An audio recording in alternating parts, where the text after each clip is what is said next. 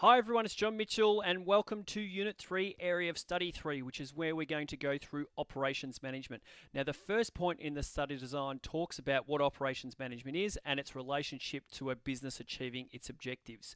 So first of all, what is operations management? It's the management of the resources to efficiently produce goods and or services that the business will then go and sell.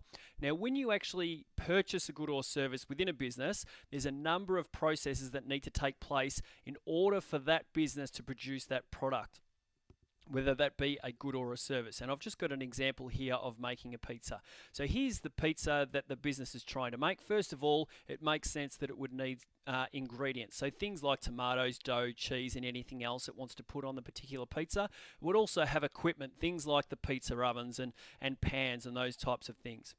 Then, once it's got all the ingredients or all the resources, it then needs to put those together and go through a series of processes. So things like rolling the dough, putting the cheese on and all the other ingredients on, and cooking. And at the end of it, out comes a pizza that it can sell or that a consumer can purchase.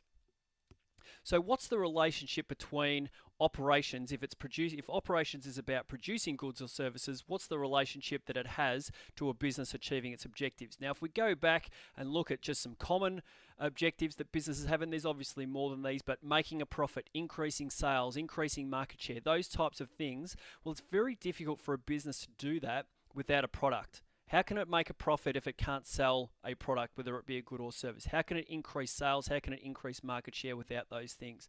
So it is crucial that the business is really efficient in its operations, but also produces a product that the consumers want. So businesses need goods or services that meet the needs of the market in order to be able to achieve objectives like profit, sales, and market share. There are also other objectives that they have, things like reducing costs. Operations can play a vital role in that also. So because operations can influence the quality of a product, the cost of a product, and the availability of a product or good or service, and it therefore has a direct impact on the business achieving their overall objectives.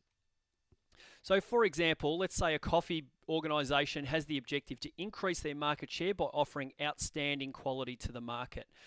Now, they could do that by bringing in higher quality ingredients like coffee beans. They could implement state-of-the-art equipment. They could increase or improve their quality checks, and so do more quality checks to make sure that any product that's being sold is of the highest quality. They could improve the service that they offer to the consumers. So all those things, and there's obviously a lot of other things that they could do, but there's just some common things that they could do in order to achieve that particular objective by producing a higher quality product that's going to help them increase their market share. So just to recap, operations is the area of the business that produces the goods or services. Operations can influence the quality, cost, and availability of a business's products. Now, when we talk about availability, we mean that if a business can't produce a particular product, then it's not available for the consumers to purchase. And to be able to produce quality goods or services in an efficient manner that meets the market demand can lead to a business achieving its overall objectives. So for questions, activities, and more, come on over to teachingbubble.com.